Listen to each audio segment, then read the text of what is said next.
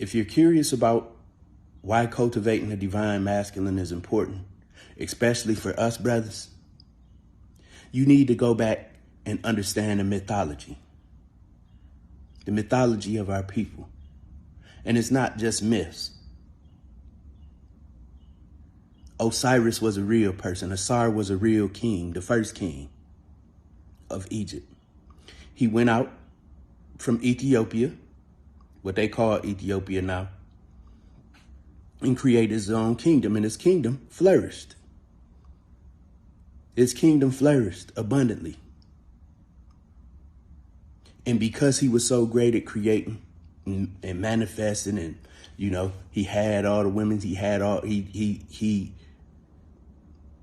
forgot about the spiritual nature of his power and started indulging in, you know, the human stuff. Caught up in his lust, caught up in his desires, even had sex with his brother Set's wife. And they had a son, which was Anubis, or Anpu. Excuse me. So his brother Set conspired with 72 people to kill him. They made a custom coffin that fit only him and said, you know, whoever fits in this sarcophagus gets to keep it. And it was customly designed to fit him. So when he got in it, they nailed it shut and set it afloat on the Nile River. The casket ends up in Syria somewhere, embedded against a tree. And it gave off a sweet scent.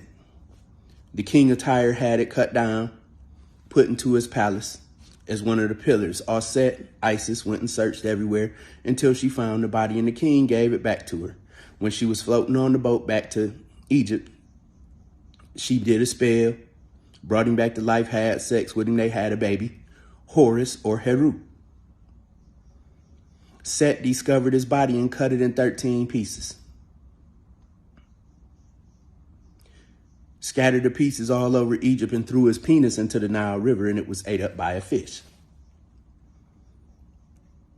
I'm trying to tell you, your penis represents your creative potential, your ability to give life to things.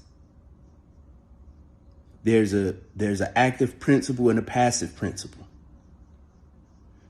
Masculine energy is the active principle, the initiator. Set gathered up to 12 pieces of Osiris, resurrected and made him king of the dead. He ruled in Amenta.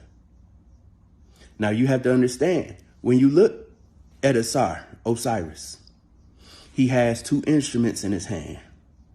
A crook, that's the hook, and a flail. These are items that demonstrate his power, shows that even though he was castrated, he still has the power to, with the crook, to guide, command, to lead.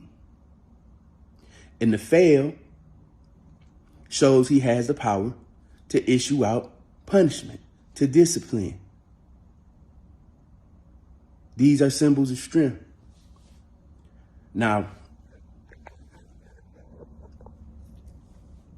I want to break something down to you. When you're no longer a slave to your creative potential, you're no longer a slave to your desires, your lust. You transmute. You create through transmutation. You create through leading and guiding others, allowing your power and authority, because you wield it, you understand it. You use it to bring about change in others.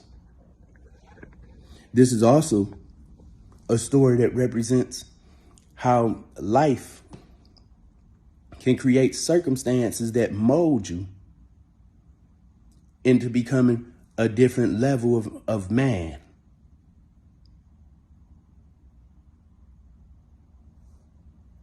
It's telling you don't, waste all your creative potential